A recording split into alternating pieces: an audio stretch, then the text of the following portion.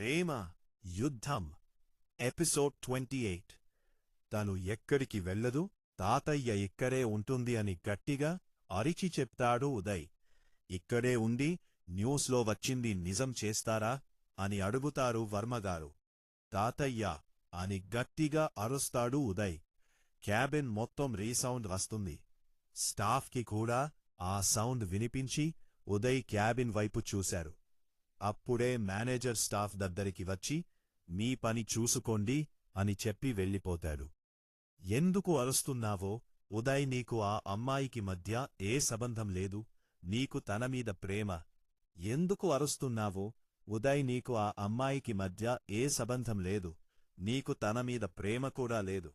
మరి అలాంటప్పుడు ఆ అమ్మాయి వేరే బ్రాంచ్లో జాబ్ చేస్తుంది, నీకేంటి ప్రాబ్లం? తను ఒక ఆడపిల్ల, ఇలా తన గురించి 10 మంది 10 రకాలుగా మాట్లాడుకుంటే రేపు తనని ఎవరు పెళ్లి చేసుకుంటారు? నీ వల్ల తన జీవితం ప్రశ్నార్థకమవుతుంది. మీ నాన్న 2 ఆడవాళ్ల జీవితాలతో ఆడుకున్నాడు. ఇప్పుడు నువ్వో ఈ అమ్మాయి జీవితంతో ఆడుకుంటున్నావు. ఒక్కసారి అయినా ఆలోచించావా? ఆదిత్య నీ లవ్ చేసినట్టు నటిస్తే ఏమి జరుగుతుందో? సహాయం చేసి ప్రతిఫలం ఆశించావు. నువ్వు చెయ్యాలి అనుకున్నది నీకే జరిగింది. ఇప్పుడు ఆ అమ్మాయికి ఏం న్యాయం చేస్తావు?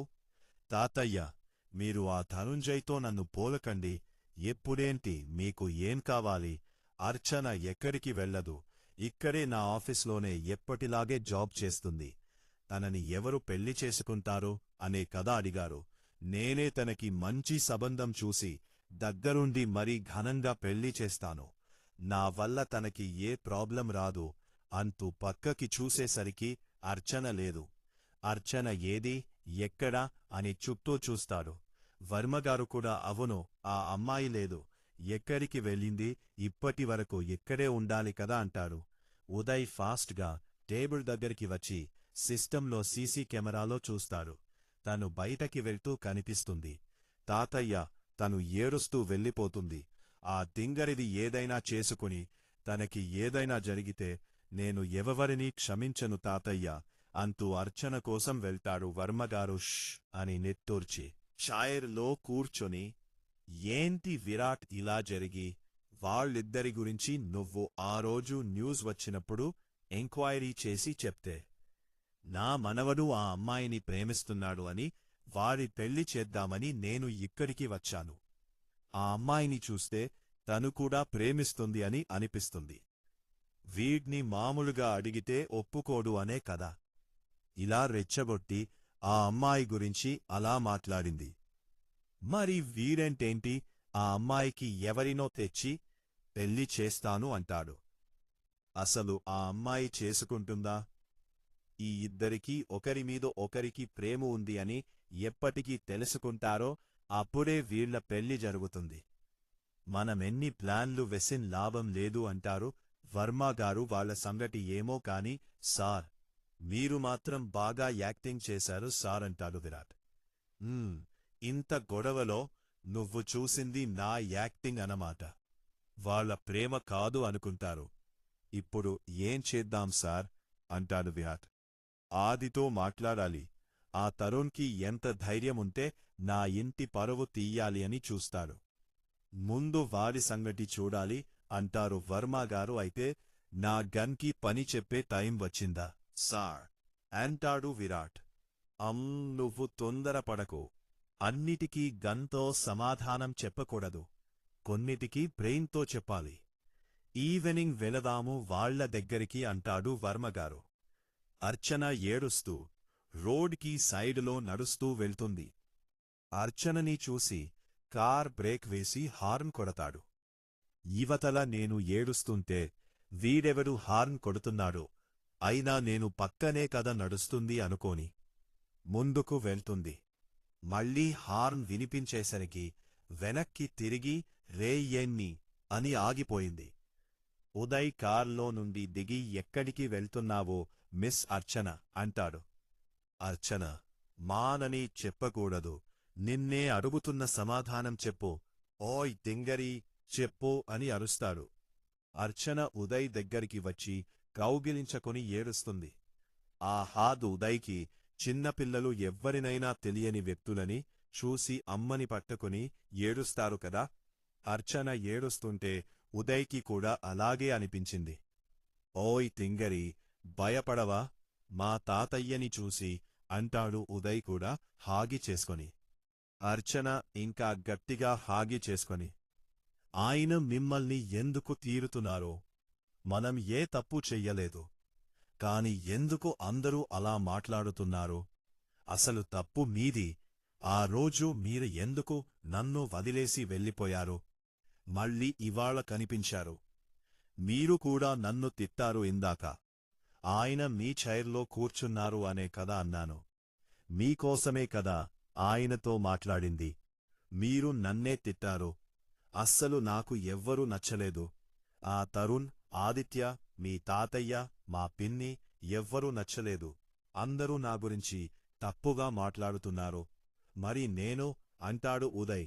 మీరు గుడ్ బాయ్ సార్, కాదు మీరు బాయ్ కాదు మ్యాన్ కదా, మీరు జెంటిల్ మ్యాన్, మీరు ఒక్కరే నాకు నచ్చారు అని ఏదో గుర్తొచ్చి ఉదయ్ని వదిలి, మీరు ఇక్కడ నాకోసం వచ్చారా, వద్దు, మీరు వెళ్ళిపోండి, మీ తాతయ్య అరుస్తారు, నేనా చిన్న పిల్లాడిని కాదు భయపడడానికి, ఆయనకి చెప్పాను నువ్వు నా దగ్గరే ఉంటావు అని, నా దగ్గరే జాబ్ చేస్తావు అని ఉదయ్ చెప్తుండగా, అయ్యాయో దేవుడా, అయితే మిమ్మల్ని ఎండీగా తీసేశారా, అందుకే మీరు బయటికి వచ్చారా అంటుంది అర్చన.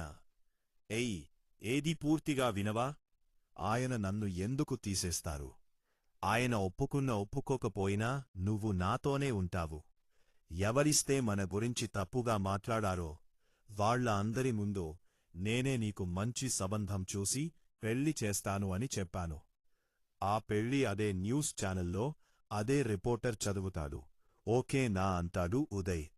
ఉదయ్ చెప్పింది విని అర్చన షాక్ అవుతుంది. అర్నన అని ఉదయ్ అర్చన భుజం పట్టుకుని పిలిచేసరికి షాక్ నుండి తేరకుని, ఏంటింటి, నా పెళ్లి మీరు చేస్తారా అని అడుగుతుంది. అవును నేనే చేస్తాను అంటాడు ఉదయ్.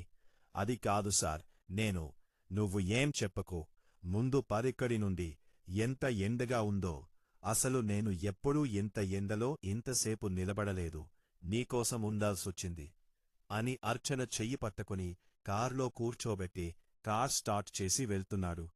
సార్ ఎక్కడికి వెళ్తున్నాము, ఆఫీస్కి అయితే వెనక్కి వెళ్ళాలి కదా, మరి ఎక్కడికి తీసుకెళ్తున్నారో, కాసేపు సైలెంట్గా కూర్చో అన్నాడు ఉదయ్. ఉదయ్ చెప్తే బేబీ వినకుండా ఉంటుందా, సైలెంట్గా కూర్చుంది. మధు క్యాబ్లో ఇంటికి వెళ్లాడు. ఎదురుగా సోఫాలో కూర్చొని ఉన్నారు వంశీగారు. ఏంటో ఈయన పెదరాయుడులాగా ఫీల్ అవుతుంటాడు ఎప్పుడు, నిన్న ఇంటికి రాలేదు అని క్లాస్ పీకడానికే అనుకుంటూ వెయిట్ చేస్తున్నాడు అనుకోని. Hi dad, how are you అంటాడు.